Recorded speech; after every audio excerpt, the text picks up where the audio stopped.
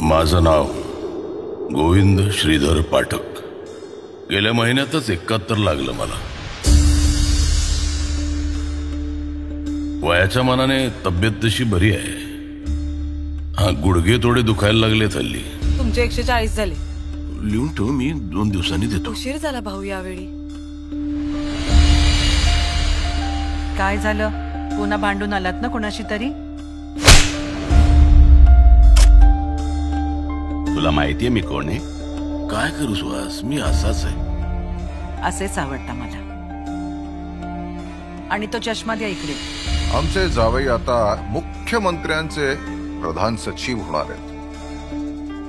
माझं अकाउंट मला ऑपरेट करू दे ना। काही बोलू नका बाबा। आज त्या भाजीवालीनी सगळ्यांसमोर ऐका ना बाबा, नंतर बोलूया का आपण? मला आवरायचंय हो।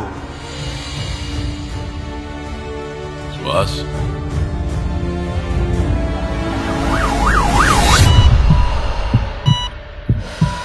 अभयला फोन लाव। अभयला। हॅलो अभय, काय झालं? त्या सुहासला हार्ट कट झाला।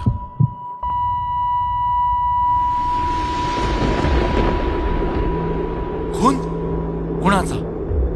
माझ्या पत्नीचा, माझ्या मुलाने केलंय। बाबा काय चाललंय? आपण कोर्टात बोलू अभय।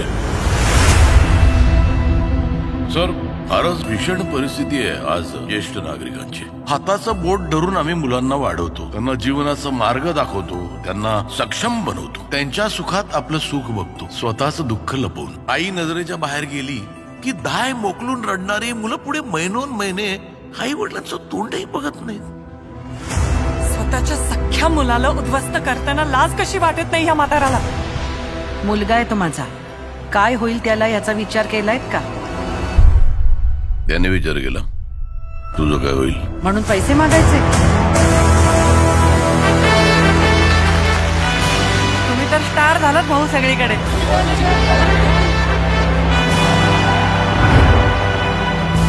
4,72,86,100 हे माझ्या हक्काचे पैसे आहेत आणि मला ते हवेत।